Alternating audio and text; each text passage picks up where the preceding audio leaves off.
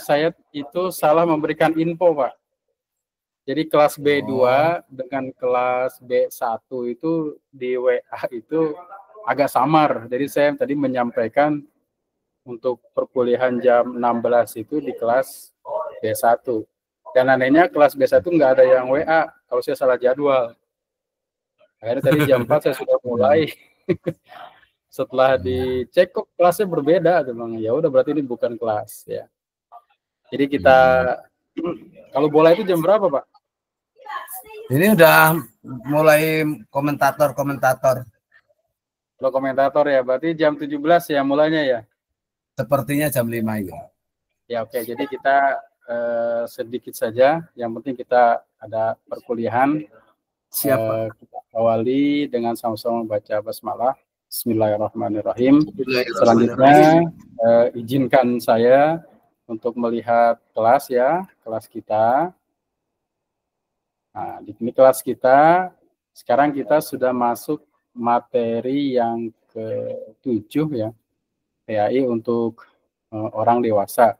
Nah, di sini ada dua materi yang sudah saya sampaikan. Yang terkait yang pertama adalah untuk PAI orang dewasa, yang kedua materinya sama. Nah, kedua-duanya saling melengkapi, bisa nanti dipelajari saja.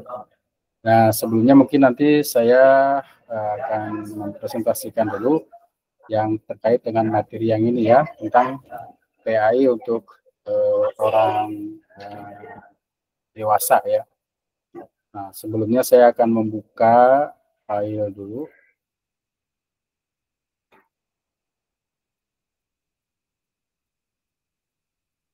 Ini layar terlihat nggak, Pak? Layar saya terlihat ya? Terlihat, Pak Dokter. Ya, terlihat. Jadi yang pertama kita belajari tentang media pembelajaran PAI untuk orang dewasa ya. Nah, ya, nanti teman-teman bisa selebihnya bisa membaca sendiri. Ini karena memang saya sudah upload di kelas ya. Paling tidak setengah jam lah ke depan, karena memang banyak kesibukan ya dari rekan-rekan semua. Saya memaparkan ini paling tidak setengah jam ke depan. Yang pertama, kita memahami makna dewasa ya. Ada dewasa itu menurut psikologi dimaknai sebagai perubahan fisik ya, perubahan kognitif dan perubahan sosio-emosional seorang individu yang dimulai setelah seorang melepas masa remajanya. Jadi dewasa itu proses peralihan dari masa remaja. Itu kalau dikaitkan dengan dewasa menurut psikolog ya. Kemudian yang kedua, fase dewasa itu seseorang sudah mulai membentuk jati diri dan hubungan interpersonal dengan orang lain. Jadi jati diri itu sudah mengenal dirinya, bakatnya, pemahaman terhadap kecerdasan yang dimilikinya, kemudian juga dia sudah memiliki jati diri dan hubungan interpersonal antara antara dirinya dan orang lain. Kemudian fase dewasa pada saat ini, pada saat itu berperan untuk mempertahankan suatu hubungan tersebut. Jadi sudah memahami hubungan interpersonal antara dirinya dan orang lain, termasuk juga lawan jenisnya. Kemudian selanjutnya fase dewasa tidak sekedar bertambah usia, tetapi juga bertambah kematangan emosional. Jadi seseorang yang telah beranjak dewasa itu mampu memaknai setiap pengalaman hidup dan berusaha fokus dalam pengembangan jati dirinya. Nah, ini yang perlu kita pahami, karena nanti kalau kita memiliki peran untuk melakukan proses pendidikan atau pembelajaran kepada orang dewasa, dalam mindset kita itu harus memiliki makna yang berbeda antara siswa dan orang dewasa. Orang dewasa lebih cenderung ya dalam proses pembelajarannya itu andragogi. Andragogi artinya proses pembelajaran yang dilakukan oleh seseorang di mana orang itu sudah mengenal jati dirinya atau dirinya dan hubungan interpersonal, sehingga yang muncul adalah pengalaman-pengalaman. Karena itu orang yang mendidik orang-orang dewasa itu lebih cenderung disebut dengan fasilitator, hanya memfasilitasi. Berarti sudah ada pemahaman di dalam dirinya, dan fasilitator ini sangat berbeda dengan makna dari guru dan dosen gitu ya, karena fasilitator hanya memfasilitasi perkembangan terkait dengan apa yang sudah dipahami oleh orang-orang dewasa. Nah, kemudian apa cirinya? Pertama, orang dewasa itu berusaha menyelesaikan masalah. Ya, artinya sudah memiliki kemampuan untuk menyelesaikan masalah. Itu orang dewasa. Jadi mampu menyelesaikan karena didasarkan atas pengalaman. Nah, salah satu cirinya adalah mampu atau berusaha menyelesaikan suatu permasalahan secara matang. Seorang individu akan mempertimbangkan baik dan buruk akibat dari solusi yang diambil. Yang mampu menganalisis, yaitu ciri-ciri orang dewasa, mampu menganalisis segala tindakan yang dilakukan dan dampaknya. Nah, tidak seperti anak-anak atau seperti remaja yang mampu berbuat tapi tidak atau belum mampu menganalisis dampaknya. Tapi orang yang disebut dewasa itu sudah menganalisis sesuatu yang dilakukan dan dampaknya untuk akibatnya yang diterima ketika dia melakukan sesuatu hal. Nah, kemudian ciri dewasa yang kedua itu adalah ditandai dengan kematangan emosi atau disebut dengan stabilitas emosi. Jadi emosi seseorang cenderung lebih stabil, pengelolaannya sangat penting untuk perkembangan individu. Jadi orang dewasa itu biasanya tenang, kemudian juga mengatasi permasalahan itu lebih mengutamakan rasionalitas dibanding dengan emosi. Itu salah satu ciri dewasa. Nah, kemudian ciri yang selanjutnya adalah orang dewasa itu mampu memikirkan masa depan. Jadi masa depan yang dipikirkan oleh seorang dewasa itu didasarkan atas pengalaman-pengalaman masa lalu.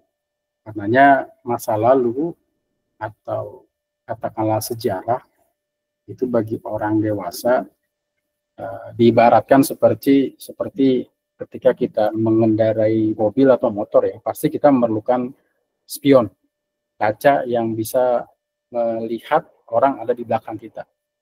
Artinya kita bisa menoleh ke belakang, tapi tujuannya adalah untuk maju ke depan. Itu mungkin kaitan dengan makna sejarah yang harus kita pahami, dan orang dewasa mampu memikirkan itu. Ya, jadi sudah memikirkan masa depan. Ya.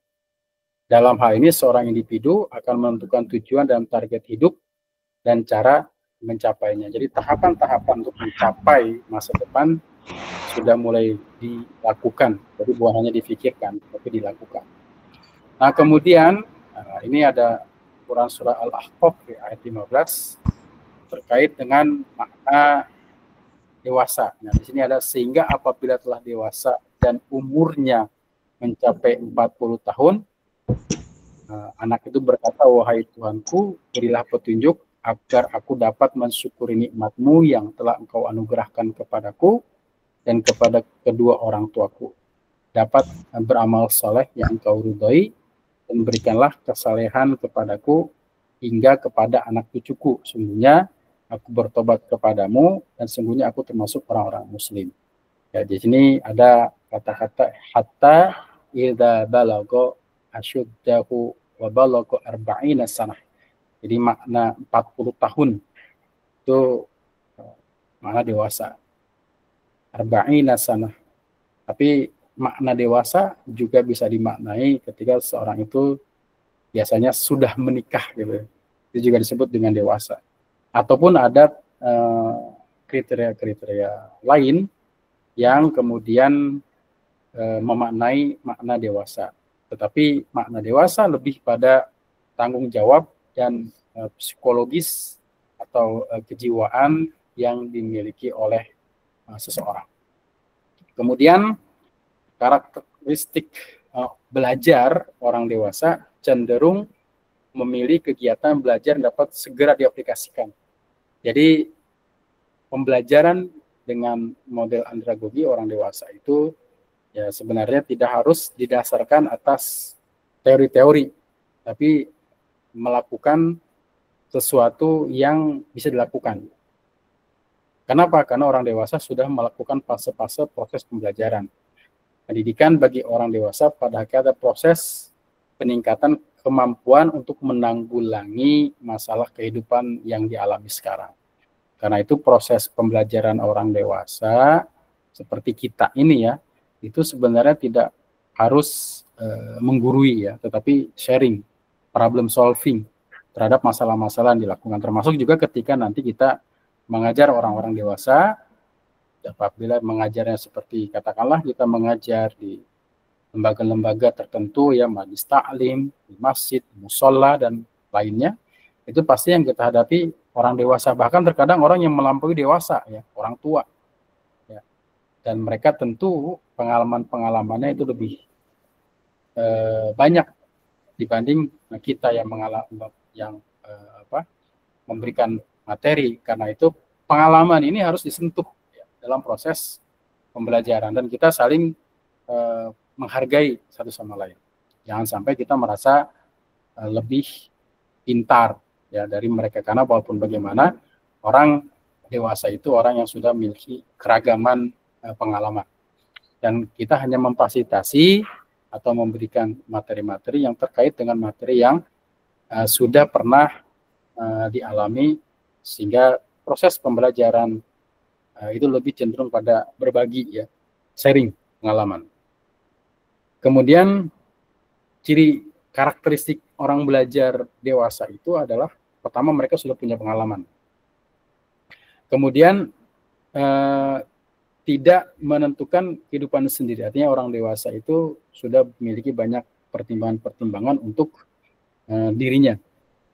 Kemudian orang dewasa lebih suka menerima saran daripada digurui. Nah, jadi kita jangan sampai menggurui ya, seperti anak-anak usia anak atau usia remaja ya. Kita lebih memberikan saran-saran. Kemudian orang dewasa lebih memberi perhatian pada hal yang menarik. Jadi kalau ada hal-hal yang menarik dia dilakukan secara serius, tapi kalau hal-hal yang tidak menarik kadang dibiarkan saja ya, karena itu bukan bagian dari dirinya. Karena perhatian orang dewasa itu lebih pada perhatian hal-hal yang memang sudah menarik bagi dirinya. Kemudian orang dewasa itu lebih suka dihargai daripada diberi hukuman. Ini yang penting ya, jangan sampai kita melaksanakan proses pembelajaran dengan orang tua dewasa dengan pola anak sekolah ya, ada hukuman ya, reward lebih diutamakan dibanding dengan sanksi. Nah kemudian juga selanjutnya ini ada ciri-ciri pembelajaran orang dewasa yang disebut dengan andragogi. Ini secara etimologi ya, andragogi itu berasal dari bahasa Latin andros, orang dewasa, dan agagos yang berarti membimbing. Jadi andragogi adalah proses pembelajaran untuk membimbing orang dewasa. Nah kemudian seseorang tumbuh dan matang dengan konsep diri yang bergerak dari ketergantungan total menuju pengarahan diri sendiri. Ini menurut para ahli ya, tentang konsep pembelajaran andragogi. Jadi orang dewasa lebih cenderung memiliki konsep diri, sudah mandiri. Konsep inilah kemudian orang dewasa membutuhkan penghargaan orang lain. Jadi orang dewasa lebih cenderung mengharapkan penghargaan dari dibanding dengan sebaliknya ya, atau tidak dihargai atau hukuman ya. Jadi lebih pada penghargaan. Nah, kemudian orang dewasa itu karena memang sudah matang pengalamannya, maka bisa dijadikan sebagai rujukan atau sumber belajar. Jadi kita bisa menggali pengalaman-pengalaman yang sudah didapatkan oleh mereka itu. Kemudian selanjutnya juga adalah orang dewasa itu memiliki kesiapan belajar. Biasanya bukan karena hal atau faktor akademik, tapi karena kebutuhan hidup dan untuk melaksanakan tugas peran sosial seperti kita ya, itu memang ya pada dasarnya kita melakukan proses pembelajaran untuk meningkatkan kemampuan kita. Kemudian orang dewasa proses pembelajarannya lebih pada problem solving atau proses pemecahan masalah, jadi problem solving orientation, proses pembelajaran pemecahan masalah untuk orang dewasa. Nah, metode belajar yang kita gunakan itu beragam.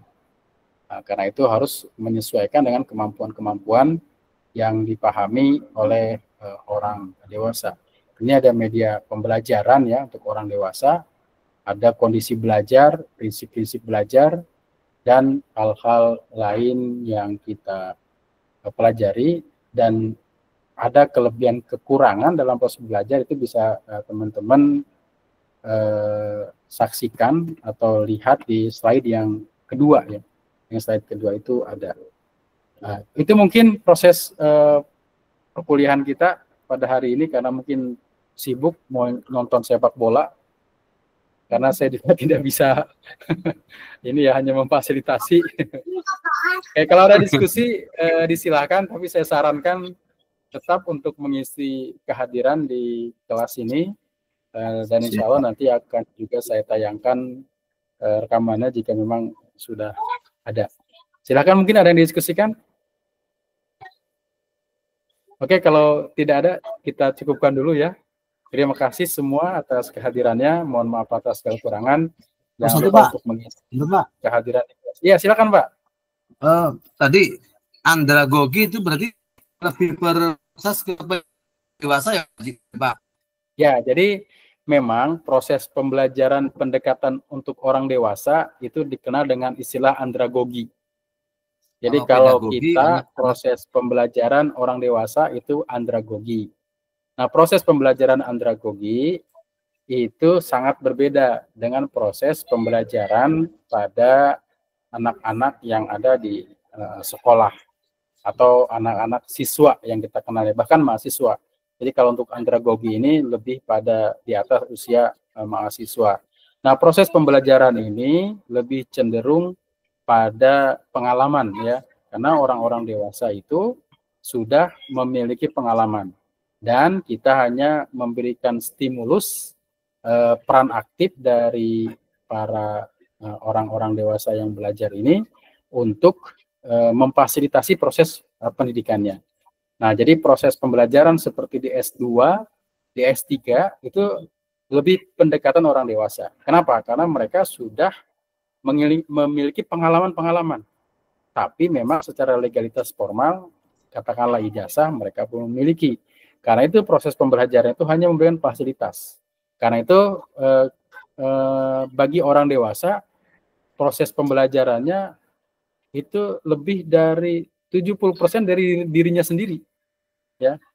70% dari dirinya sendiri, 30% sebenarnya hanya teori-teori. Maka kemudian proses pembelajaran di level S2, S3 karena itu orang dewasa, biasanya laporan akhirnya memang tergantung keinginannya. Ya. Katakanlah kalau S2 itu tesis, S3 itu disertasi. Nah, kadang-kadang yang membuat lama itu di situ, karena mereka harus menyelesaikan temuan-temuan yang didapatkan, dan itu memang harus punya keseriusan, itikat dan semangat yang tinggi untuk menyelesaikan.